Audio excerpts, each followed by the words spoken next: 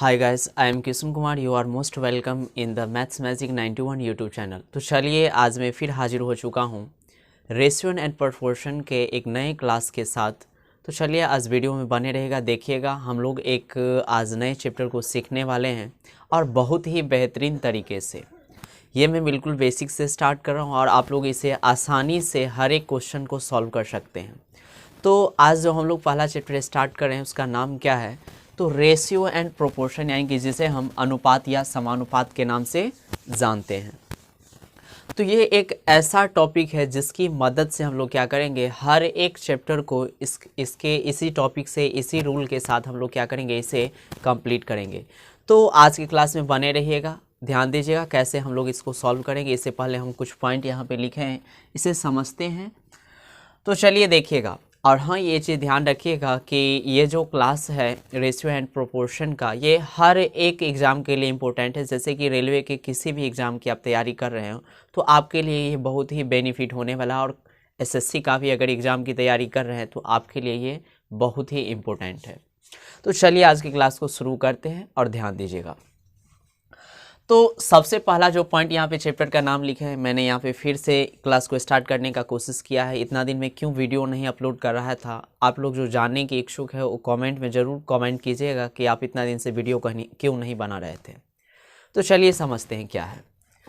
तो आज का जो हम फर्स्ट चैप्टर स्टार्ट करें ये अर्थमेटिक मैथमेटिक्स का है। तो ध्यान दीजिए, पहला चैप्टर का नाम है रेशियो एंड प्रोपोर्शन, जिसे रेशियो का मतलब होता है अनुपात और प्रोपोर्शन जिसे हम लोग समानुपात के नाम से जानते हैं। तो पॉइंट समझिएगा, यहाँ पे अनुपात लिखा हुआ है। अनुपात आखिर होता क्या है इसे समझिएगा पहले। अनुपात जिसे हम लोग रेशियो बोलते हैं, ये होता क्या है तो इसे समझते हैं। सबसे पहले देखिएगा क्या मैंने यहाँ पे पॉइंट लिखा है। इसे मैंने पहले इसलिए लिखा है समय बचाने के लिए, क्योंकि अगर वीडियो के दौरान ही हम अगर लिखेंगे बोर्ड पे तो टाइम ज़्यादा लगेगा और वीडियो थोड़ा लंबा बनेगा। तो चलिए ध्यान दीजिएगा। अनुपात सामान्य इकाई वाले दो और केवल दो राशियों के बीच के संबंध को दर्शाता है। ध्यान दीजिएगा क्या यहाँ पे पॉइंट लिखा गया है। अनुपात सामान्य इकाई वाले दो और केवल दो राशियों के बीच के संबंध को दर्शाता है, यानी कि इसमें जो राशि रहेगा उसका इकाई यानी कि उसका मात्रक क्या होगा, सेम होगा। और इसमें कम से कम कितना, 2 रहेगा। अगर रुपया में दिया हुआ है तो अगला राशि भी रुपया में ही होगा, तब उसका हम रेशियो कैलकुलेट कर सकते हैं, यानी कि अनुपात कैलकुलेट कर सकते हैं। अगर पैसा में है और अगला रुपया में दिया हुआ है तो दोनों को हम एक समान इकाई में इसे कन्वर्ट कर लेंगे। और यह संबंध यह दर्शाता है कि पहली राशि दूसरी राशि का कितना गुना है। इसे दिमाग में फिट कर लीजिएगा। अनुपात क्या बताता है, ध्यान रखिएगा।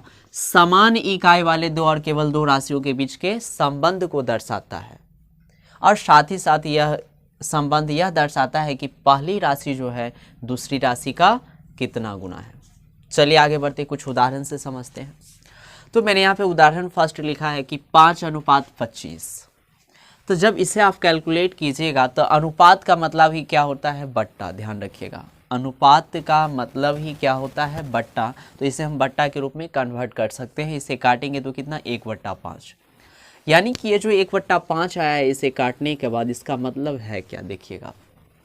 ये जो 5 है, देखिएगा इसे मैंने यहाँ पे लिख भी दिया है, अर्थात 5 जो है ये 25 का कितना गुना है, तो 1/5 गुना। इसको ऐसे हम समझेंगे, ये जो 5 है 25 का कितना गुना, तो 1/5 गुना, जिसे मैंने यहाँ पे लिख दिया। अर्थात 5 जो है 25 का कितना गुना, 1/5 गुना। आप चाहे तो इसे कैलकुलेट कर सकते हैं। 25 का 1/5 गुना निकालिए, देखिए क्या होगा। 25 का 1/5 गुना, 25 25, यानी कि निकल के आ गया 5। तो 5 जो है ये क्या है, 25 का 1/5 गुना। चलिए आगे समझते हैं अगला क्वेश्चन। सेकेंड नंबर पॉइंट क्या है उदाहरण में, 7:56, यानी कि इसे हम ऐसे लिख सकते हैं 7/56। जब इसे कैलकुलेट किए तो कितना आ गया है, 1/8। ठीक, अब ये 1/8 जो है ये है क्या, समझिएगा आप। इसका मतलब है कि ये जो 7 जो है ये 56 का कितना गुना है, तो 1/8 गुना। देखिए निकाल का 56 का 1/8, 8 7 56 यानी कि 7 हो गया। तो ये 7 क्या है, 56 का 1/8 गुना। उम्मीद करता हूँ कि इसे आप लोग समझ रहे होंगे। चलिए आगे बढ़ते हैं पॉइंट। मैंने यहाँ पे कुछ इम्पोर्टेंट पॉइंट लिखा है दो, जो बहुत ही इम्पोर्टेंट है, इसे आप लोगों को ध्यान में रखना है और इसे ध्यान रखिएगा। ये कोई बड़ी बात नहीं, आप इसे आसानी से याद रख सकते हैं। जिसमें ये दोनों पॉइंट जो है बहुत ही वीवीआई यानी कि इम्पोर्टेंट पॉइंट है। इसी के मदद से हम क्या करेंगे, क्वेश्चन को सेकेंडों में सॉल्व करने वाले हैं। केवल वीडियो में बने रहिएगा, आप आसानी से इसे सॉल्व कर सकते हैं हर एक क्वेश्चन को सेकेंडों में। देखते ही आंसर बताइएगा इसका। यदि a अनुपात b अनुपात c में पहली राशि को ax लिखा जाए, 3 अनुपात दिया रहेगा। यहाँ पे लिखा है यदि a अनुपात b अनुपात c में पहली राशि को ax लिखा जाए, यानी कि 3 कोई वैल्यू रेशियो में दिया रहेगा, जैसे a b c अनुपात में दिया हुआ है। तो अगर पहले को हम ax लिखेंगे तो दूसरे को भी क्या करना पड़ेगा, bx और cx ही लिखना पड़ेगा। यानी कि जिस राशि से हम गुणा करेंगे सब में क्या करना है, सेम राशि से गुणा करना होगा। ठीक, ये पॉइंट तो कोई ज़्यादा जटिल था नहीं, आप इसे आसानी से समझ सकते हैं। अगला पॉइंट देखते हैं क्या है। अनुपात संबंधित प्रश्नों में अनुपात प्रकट करते समय ध्यान देना है कि जिस राशि के साथ का अथवा से लगा रहे।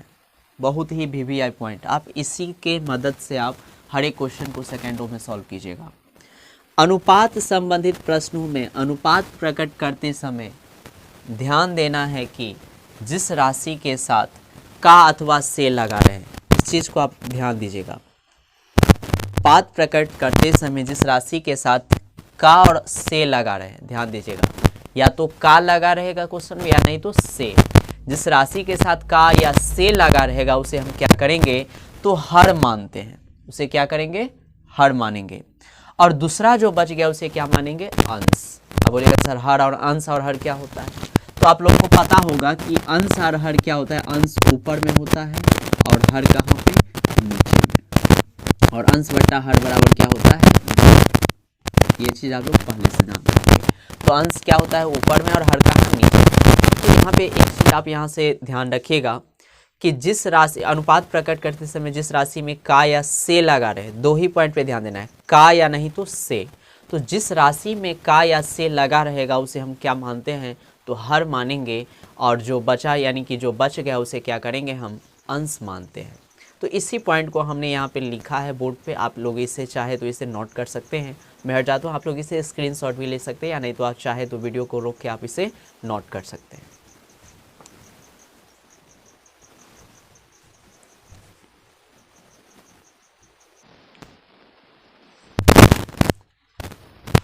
तो चलिए आगे बढ़ते हैं, आप लोग इसे नोट जरूर किए होंगे। तो चलिए क्वेश्चन की तरफ बढ़ते हैं। क्या है क्वेश्चन, ध्यान दीजिएगा।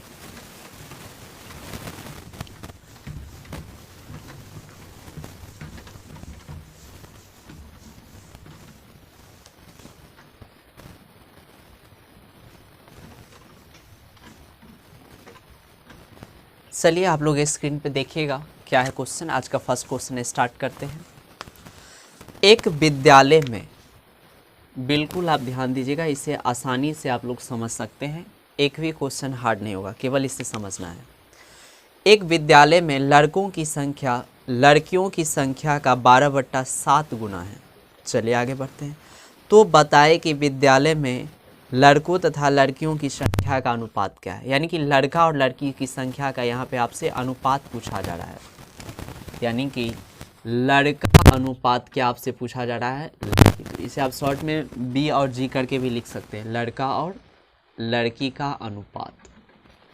अब इसे सॉल्व कैसे करेंगे, ध्यान से देखिएगा क्वेश्चन में। इसके हर एक एक पॉइंट को आसानी से समझिएगा, आप आसानी से इसे सॉल्व कर सकते हैं। एक विद्यालय में लड़कों की संख्या, लड़का के बारे में चर्चा किया जा रहा है, लड़कियों की संख्या का, यहाँ पे का लगा हुआ है, इस पॉइंट को समझिएगा। लड़कों की संख्या यानी कि लड़का के बारे में चर्चा किया जा रहा है, लड़कियों की संख्या का यानी कि लड़की की संख्या में का लगा है। इसका मतलब है कि नीचे में जो होगा वो हर होगा, और यहाँ पे लड़की की संख्या जो है वो क्या हो गया, तो 12/7 यहाँ पे दिया गया है। लड़कियों की संख्या का कितना, 12/7 गुना, ये चीज़ दिया गया है। तो लड़की की संख्या में का लगा है, इसका मतलब है कि जो का लगा है यानी कि ये जो नीचे में जो हर है यानी कि 7, ये क्या हो गया, लड़की की संख्या। तो यहाँ पे हम 7 लिखेंगे। और किसके बारे में चर्चा किया जा रहा था, लड़का के बारे में। इसका मतलब क्या है, ये जो 12 हो गया क्या, लड़का की संख्या, यानी कि इसका जो अनुपात हो जाएगा तो 12 अनुपात कितना, 7। तो देखिएगा कौन सा ऑप्शन मैच कर रहा है, यानी कि क्वेश्चन नंबर फर्स्ट का ऑप्शन नंबर ए करेक्ट होगा। चलिए नेक्स्ट क्वेश्चन समझते हैं, क्वेश्चन नंबर सेकंड। ध्यान दीजिएगा सेकंड क्वेश्चन क्या है। एक छात्रावास में लड़कियों की संख्या पूरे विद्यार्थियों की संख्या का, लड़कियों की संख्या यानी कि लड़की की संख्या के बारे में क्या बोला जा रहा है, गौर कीजिए। पूरे विद्यार्थियों की संख्या का 3/11 गुना है, 3/11 गुना। इसे हम कहीं शॉर्ट में लिख लेते हैं, 3/11 गुना। अब कौन यहाँ पे 3 क्या होगा, 11 क्या होगा, इसी को समझना है हमें। तो लड़कियों की संख्या पूरे विद्यार्थियों की संख्या का, पूरे विद्यार्थियों में क्या का लगा है, और जिसमें का लगा रहता है उसका वैल्यू कहाँ रहता है, तो हर में रहता है। इसे हम लोग पहले ही पॉइंट में सीख चुके हैं। तो यानी कि इसका मतलब 11 क्या है कि टोटल विद्यार्थी है, ये क्या हो गया, टोटल, ठीक। और ऊपर में जो 3 बचा वो क्या हो गया, तो देखिएगा किसके बारे में चर्चा किया जाता है, लड़कियों की संख्या के बारे में। यानी कि ये 3 जो हो गया क्या हो गया, लड़की की संख्या। आपसे देखिए रेशियो पूछा किसका जा रहा है, तो बताए कि छात्रावास में लड़के तथा लड़कियों की संख्या का अनुपात क्या है। फिर लड़का और लड़की का अनुपात पूछा जा रहा है आपसे, लड़का और लड़की की संख्या का आपसे अनुपात पूछा जा रहा है। ध्यान दीजिएगा लड़का की संख्या इसमें है कितना, टोटल 11, लड़की 3, तो बचा कितना लड़का, तो 8, और लड़की की संख्या यहाँ पे पता है कितना, 3। इसका आंसर क्या हो जाएगा, 8:3। तो देखिएगा कौन सा ऑप्शन मैच कर रहा है, यानी कि क्वेश्चन नंबर सेकंड का ऑप्शन नंबर सी करेक्ट होगा। चलिए आगे बढ़ते हैं क्वेश्चन नंबर थर्ड की ओर। चलिए ध्यान देते हैं थर्ड क्वेश्चन क्या है। थर्ड क्वेश्चन में देखिए क्या बोला जा रहा है। एक फल की टोकरी में आम तथा सेब रखे गए हैं, ठीक। इनमें आम की संख्या टोकरी में रखे कुल फलों का 5/12 गुना है, ठीक। तो बताए कि टोकरी में आम तथा सेब का क्या अनुपात है। आप इसे आसानी से सॉल्व कर सकते हैं, आंसर जरूर कमेंट कीजिएगा थर्ड क्वेश्चन का। चलिए आगे बढ़ते हैं क्वेश्चन नंबर 4 की ओर। क्वेश्चन नंबर 4, चलिए समझते हैं 4 क्वेश्चन क्या है।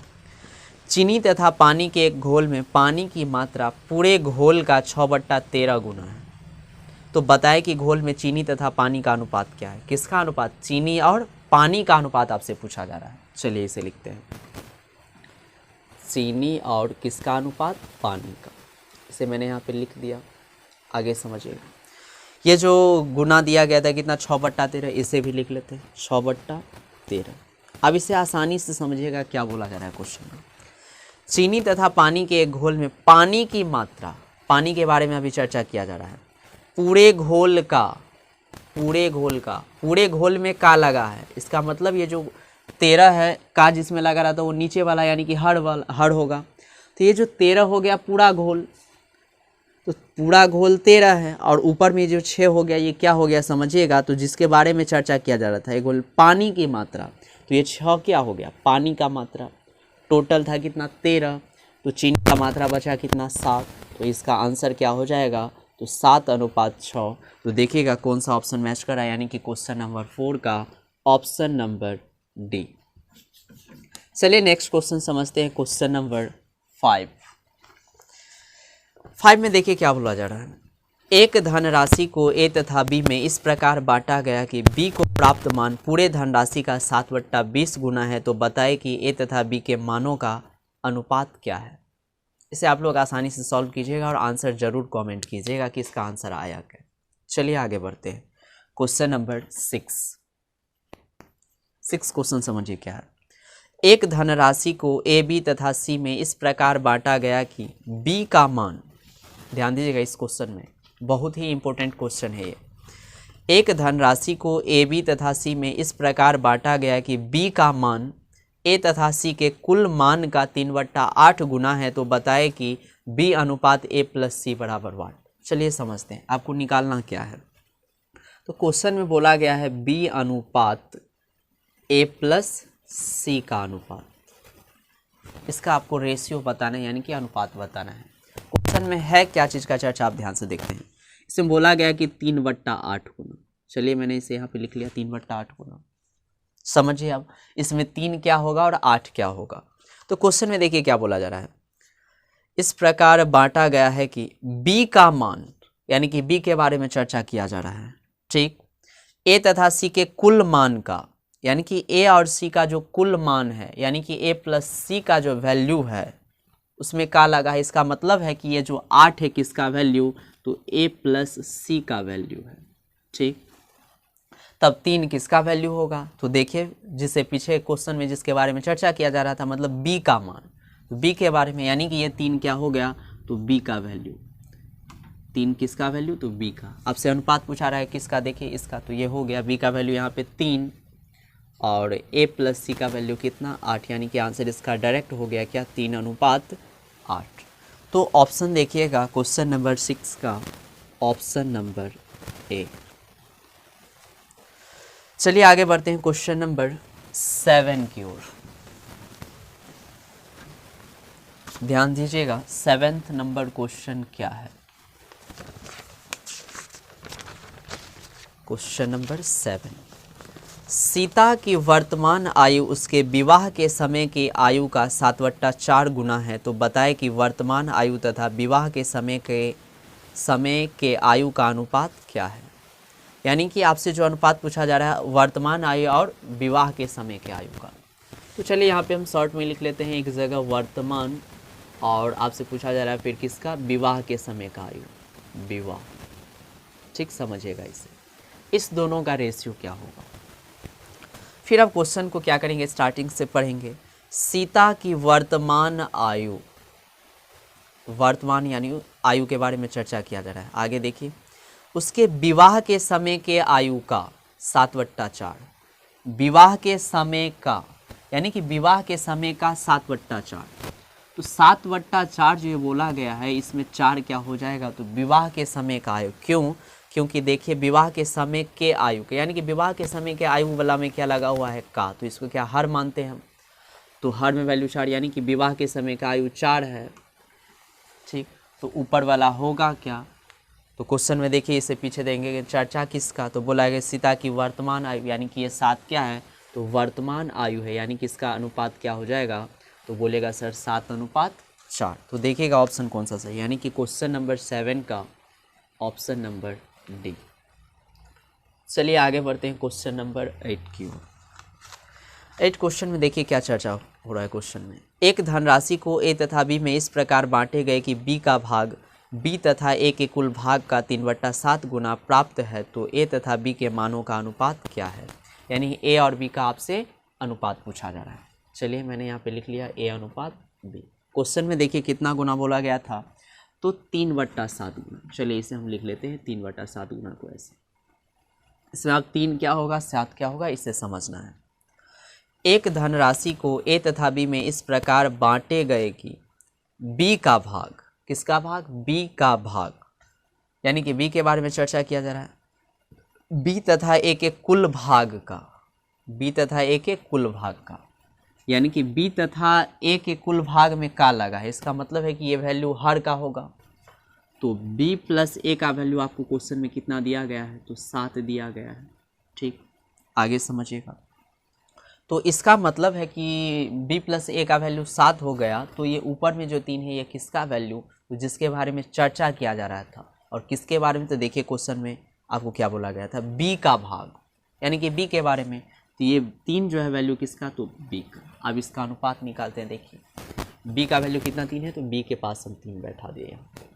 जब a और b का टोटल योग 7 है, जिसमें b अगर 3 है तो a कितना होगा, तो 4 होगा, तब ना a और b को जोड़ेंगे तो टोटल 7, यानी कि 4:3। तो देखिएगा क्वेश्चन नंबर 8 का ऑप्शन नंबर डी। चलिए नेक्स्ट क्वेश्चन समझते हैं, क्वेश्चन नंबर 9 में देखिए क्या बोला जा रहा है। एक धनराशि को 2 भागों में इस प्रकार बांटा गया है कि दोनों भागों का योगफल दूसरी संख्या का 10/3 गुना है, तो बताएं कि पहली और दूसरी संख्या के बीच क्या अनुपात है। आप इसे आसानी से सॉल्व कर सकते हैं और इसका भी आंसर जरूर कमेंट कीजिएगा। चलिए आगे बढ़ते क्वेश्चन नंबर 10 की ओर। क्वेश्चन नंबर 10, जब किसी संख्या में उस संख्या का 1/5 भाग जोड़ा जाए, ठीक, तो नई संख्या तथा मूल संख्या का अनुपात क्या होगा। पहले आप लोग इसे खुद से बनाएं और आंसर जरूर कमेंट कीजिए, फिर इसके बाद में सॉल्व करता हूँ।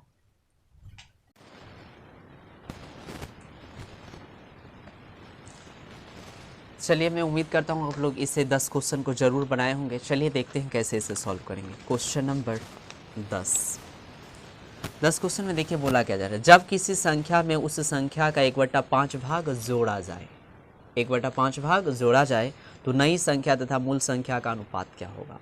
यानी कि नई संख्या और मूल संख्या का आपसे अनुपात पूछा जा रहा है। नई संख्या का और मूल संख्या का अनुपात, मूल संख्या। आपको एग्जाम में इतना लिखने की कोई ज़रूरत नहीं, आप लोगों को मैं समझाने के लिए इतना लिखता हूँ। आप इसे आसानी से मन से भी आंसर दे सकते हैं। तो चलिए समझते हैं क्या है। जब किसी संख्या में उस संख्या के 1/5 भाग जोड़ा जाता है, कितना भाग, 1/5। ध्यान दीजिएगा, जब किसी संख्या में उस संख्या में का लगा, इसका मतलब उस संख्या मतलब मूल संख्या, पहले की संख्या। तो पहले की संख्या में का लगा है, इसका मतलब ये हर वाला वैल्यू होगा। तो मूल संख्या कितना, 5 हो गया। चलिए यहाँ पे मैंने बैठा दिया। और कितना जोड़ा जा रहा है, देखिए इस बार बोला जा रहा है जोड़ा जा रहा है। तो देखिए कितना, 1 जोड़ा जा रहा है। इस मूल संख्या में कितना, 1 जोड़ा जा रहा है। तो कितना हो जाएगा जोड़ने के बाद, 6। तो नई संख्या कितना हो गया, 6। यानी कि 6:5 इसका रेशियो। तो देखिएगा कौन सा ऑप्शन सही है। यानी कि इसमें ऑप्शन नंबर डी करेक्ट होगा। इसमें कोई ऑप्शन ही नहीं मैच कर रहा है, यानी कि हाँ, इसमें कोई ऑप्शन ही मैच नहीं कर रहा है, यानी कि इसका आंसर क्या होगा, ऑप्शन नंबर डी। चलिए आगे बढ़ते हैं क्वेश्चन नंबर 11 की ओर। ध्यान दीजिए 11 क्या है। किसी संख्या में उस संख्या का 1/3 भाग घटाया जाए तो प्राप्त संख्या तथा मूल संख्या का अनुपात क्या है। प्राप्त संख्या और मूल संख्या। प्राप्त संख्या यानी कि जो नया संख्या प्राप्त होता है, प्राप्त संख्या का आपका अनुपात पूछ रहा है, और आपसे मूल संख्या। मूल संख्या यानी कि पहले वाली संख्या का। तो प्राप्त संख्या यानी कि जो नया संख्या प्राप्त होगा वो, और मूल संख्या यानी कि पहले वाला संख्या। कितना भाग घटाया जा रहा है, देखिए तो क्वेश्चन में बोला जा रहा है कि 1/3। कितना, 1/3। चलिए इसमें वैल्यू को समझते हैं क्या है। किसी संख्या में उस संख्या का यानी कि मूल संख्या, उस संख्या का मतलब क्या, मूल संख्या। तो उस संख्या में का लगा है, इसका मतलब है कि का जिसमें लगा हो वो हर का वैल्यू, यानी कि उस संख्या में लगा यानी कि मूल संख्या। तो मूल संख्या का वैल्यू कितना, तो हर वाला यानी कि 3। चलिए मैंने यहाँ पे बैठा दिया। इस बार घटाया जा रहा है, देखिए क्वेश्चन में। तो ये जो 3 में से 1 घटाएंगे तो कितना होगा, 2। यानी कि इसका आंसर क्या हो जाएगा, तो 2:3। तो देखिएगा कौन सा ऑप्शन मैच कर रहा है, यानी कि क्वेश्चन नंबर 11 का ऑप्शन नंबर सी। चलिए आगे बढ़ते हैं क्वेश्चन नंबर 12 की ओर। चलिए ध्यान दीजिएगा 12 नंबर क्वेश्चन क्या है। किसी संख्या में उस संख्या का 3/8 गुना जोड़ा जाए तो मूल संख्या तथा नई संख्या का अनुपात क्या होगा। फिर सेम क्वेश्चन, यानी कि मूल संख्या और नई संख्या का अनुपात आपसे पूछा जा रहा है। आप लोग इसे जरूर बनाइएगा और आंसर भी कमेंट कीजिएगा। चलिए आगे बढ़ते हैं क्वेश्चन नंबर 13 की ओर। 13 क्वेश्चन क्या है, ध्यान से समझिए। एक राशि को 2 भागों में इस प्रकार बांटा गया कि दूसरा भाग दोनों के भागों के अंतर का 3/5 गुना है, तो पहले एवं दूसरी भाग का अनुपात क्या है। पहला और दूसरा भाग का क्या आपसे अनुपात पूछा जा रहा है, पहला भाग का और दूसरा भाग। चलिए समझते हैं कितना गुना के बारे में चर्चा किया जा रहा है, 3/5 गुना के बारे में। और यहाँ पे हमें डिसाइड करना है कि 3 किसका वैल्यू होगा और 5 किसका वैल्यू होगा। चलिए इसके लिए हम क्या करेंगे, क्वेश्चन को फिर से पढ़ेंगे। एक राशि को 2 भागों में इस प्रकार बांटा गया कि दूसरा भाग के बारे में चर्चा किया जा रहा है। ध्यान रखेंगे किसके बारे में, दूसरे के बारे में चर्चा किया जा रहा है। ठीक, दोनों के भागों का अंतर का जिसमें लगा उसका मतलब क्या, हर वाला वैल्यू यानी कि नीचे वाला। तो दोनों के भागों का अंतर का यानी कि पहली और दूसरी संख्या का क्या है, अंतर है कितना, 5। ये क्या है, अंतर, यानी कि अंतर का वैल्यू इसमें यहाँ पे कितना, 5 दिया गया। और अंतर किसे कहते हैं, तो बड़ी संख्या में से छोटी संख्या को क्या करेंगे, माइनस करेंगे, तो उसे क्या बोलते हैं, अंतर। चलिए आगे। इसका मतलब ये जो ऊपर वाला बचा किसका, तो दूसरी संख्या के बारे में चर्चा किया जा रहा है, यानी कि ये ऊपर वाला क्या है, दूसरी संख्या, यानी कि दूसरी संख्या यहाँ पे 3 हो गया।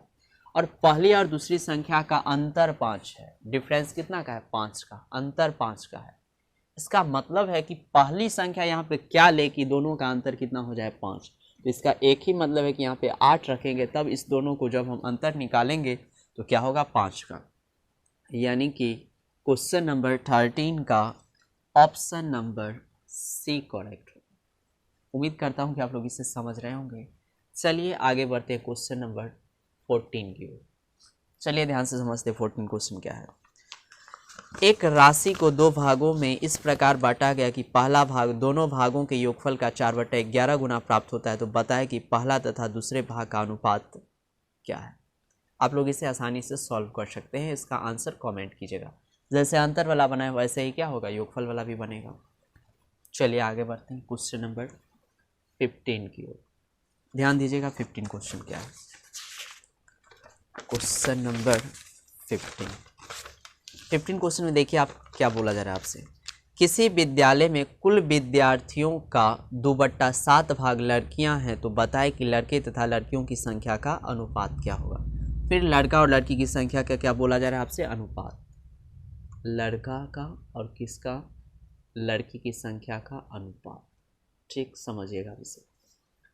क्वेश्चन में क्या बोला गया है, कितना भाग, तो 2/7। चलिए इसे हम यहाँ पे लिख लेते हैं 2/7। अब यहाँ पे डिसाइड करेंगे कि 2 क्या है और 7 क्या है। किसी विद्यालय में कुल विद्यार्थियों का, कुल विद्यार्थी में का लगा है, इसका मतलब ये कुल विद्यार्थी वाला वैल्यू कौन सा होगा, तो नीचे यानी कि हर वाला, यानी कि ये 7 क्या हो गया, टोटल वैल्यू है।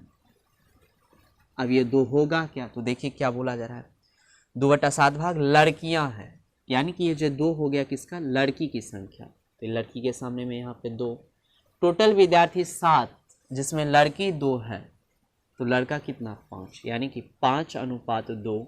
तो देखिएगा 15 का option number C, question number 15 का ऑप्शन नंबर सी। चलिए नेक्स्ट क्वेश्चन देखते हैं। क्वेश्चन नंबर 16 क्या है। एक संख्या को दूसरे संख्या में जोड़ा जाए तो योगफल दूसरी संख्या का 333.1/3% के बराबर हो जाता है। पहली एवं दूसरी संख्या में क्या अनुपात है, पहली और दूसरी संख्या का अनुपात। पहली संख्या का और दूसरी संख्या का अनुपात पूछा जा रहा है। कितना प्रतिशत है देखिए, तो 333.1/3%, 333.1/3%। जब इसे आप कन्वर्ट कीजिएगा, पूर्णांक तोड़िएगा, तो ये हो जाएगा 1000 बट्टा कितना, 3। और जब प्रतिशत हटाते हैं तो बट्टा में 100 होता है, और 100 को जब आप 3 से गुना कीजिएगा तो कितना, 300, 00 से 00 कैंसिल, यानी कि ये हो गया 10/3। अब यहाँ पे हम समझेंगे कि 10 क्या होगा और 3 क्या होगा। चलिए समझते हैं। पहले ढूंढे कि का और से लगा किस में, जिसमें का या से रहता है उसे हम हर मानते हैं। चलिए समझते हैं। एक संख्या को दूसरे संख्या में जोड़ा जाए तो योगफल दूसरी संख्या में का लगा है, इसका मतलब का जिसमें लगा रहा वो हर का वैल्यू, यानी कि यहाँ पे 3 जो हो गया किसका, तो दूसरी संख्या का वैल्यू। तो 3 यहाँ पे बैठा दिए दूसरी संख्या के सामने। अब 10 क्या होगा, तो देखिए 10 के बारे में क्या बोला जा रहा है। एक संख्या को दूसरी संख्या में जोड़ा जाए तो योगफल, यानी कि योगफल है किस किस का, पहली संख्या का और किसका, दूसरी संख्या का। जब पहली और दूसरी संख्या का योगफल 10 है, दूसरी संख्या 3, तो पहली संख्या क्या होगा, तो इससे कोई भी बता देगा कि ये क्या होगा, पहली संख्या तो 7 होगा। इसका ऑप्शन नंबर देखिएगा कौन सा सही, यानी कि क्वेश्चन नंबर 16 का ऑप्शन नंबर बी। तो उम्मीद करता हूँ कि आप लोगों को ये क्लास बहुत ही बेहतरीन लगा होगा। अच्छा लगा है तो इसे दिल से ज़रूर लाइक कीजिएगा। तो आज की क्लास में बस इतना है। चलिए मिलते हैं फिर कल हम रेशियो एंड प्रोपोर्शन के सेकेंड क्लास के साथ।